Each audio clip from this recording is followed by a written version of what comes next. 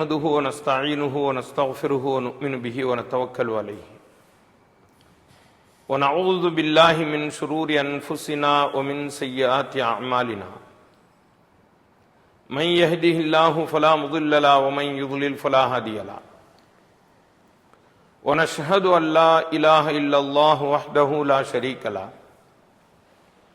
ونشهد أن سيدنا ومولانا محمدا عبده ورسوله صلى الله عليه وعلى آله وأصحابه أجمعين أما بعد فأعوذ بالله من الشيطان الرجيم لن ينال الله لحومها ولا دماؤها ولكن يناله التقوى منكم صدق الله مولانا العظيم.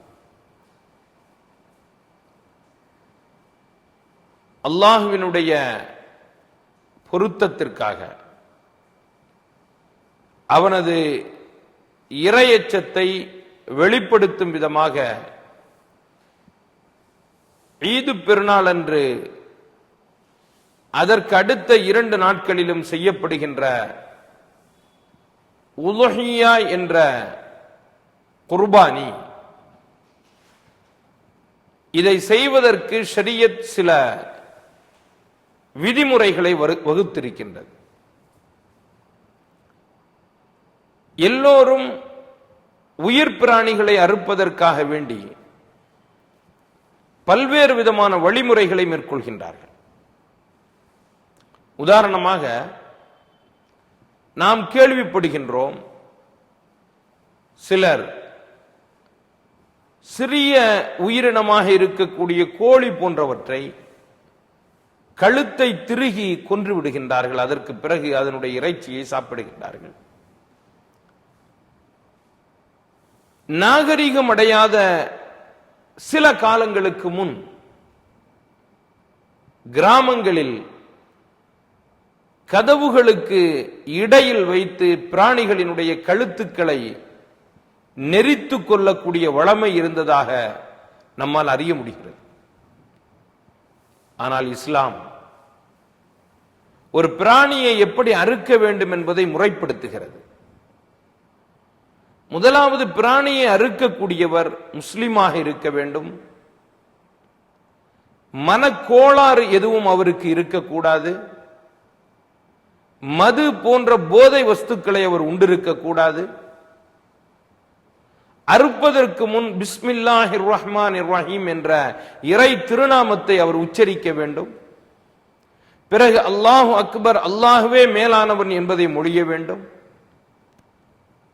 மிகவும் கூர்தீட்டப்பட்ட கத்தியை மட்டுமே பயன்படுத்த வேண்டும். அதனுடைய கூர்தீட்டுதலில் மழுங்குதல், முனை மழுங்குதல் ஏற்பட்டிருந்தால் அத்தகைய கத்திகளை பிராணிகளை அறுக்கும் பொழுது பயன்படுத்த கூடாது. அது பிராணிகளை வதை செய்யும். பிறகு எவற்றை அறுக்க வேண்டும் என்பதற்கும் இப்படி என்ற செய்தியை இஸ்லாம் நிர்ணயிக்கின்றது. முதலாவது, ஒரு பிராணியின் கழுத்தின் இருபக்கம் உள்ள இரத்த குழாய்கள், ஒரு மூச்சு குழல், உணவு குழாய், இவை அத்தனையும் அறுக்கப்பட வேண்டும். இப்படி அறுக்கப்படும் பொழுது முதுகுத்தண்டிற்கு காயம் ஏற்படக்கூடாது. தலையை முற்றிலுமாக துண்டித்து விடவும் கூடாது. கடைசியாக பிராணி இறப்பதற்கு முன்பாக அதனுடைய தோலை உரிப்பதோ அதிலிருந்து கரிகளை எடுப்பதோ முற்றிலுமாக ஷரியத்தால் தடை செய்யப்பட்டிருக்கிறது. இப்போது நாம் இன்றைக்கு இருக்கும் விஞ்ஞானத்திற்கு வருவோம். ஏன் இத்தனை முறைகளையும் 1400 ஆண்டுகளுக்கு முன்னால் இஸ்லாம் தொகுத்து வைத்திருக்கின்றது என்பதை புரிந்து கொள்வதற்கு நமக்கு சற்று அவகாசம் தேவைப்படுகிறது. மிகவும் கூர்தீட்டப்பட்ட ஒரு கத்தி,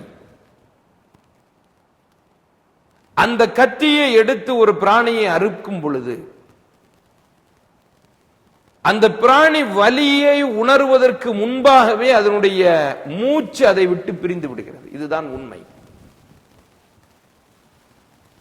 நாமே ஒரு கணம் இதை பரிசோதிக்கலாம். மிகவும் கூர்மையான ஒரு பிளேடு எடுத்து அது நம்முடைய கையில் ஒரு கீறுதலை ஏற்படுத்தி விடுமானால்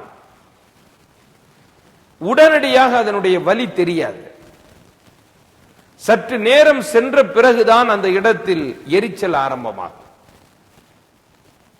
எனவேதான் மிகவும் பதப்படுத்தப்பட்ட கூர்தீட்டப்பட்ட கத்தியை மட்டுமே பிராணிகளை அறுப்பதற்கு பயன்படுத்த வேண்டும் என்று இஸ்லாம் சட்டத்தையே நிர்ணயித்து வைத்திருக்கின்றது.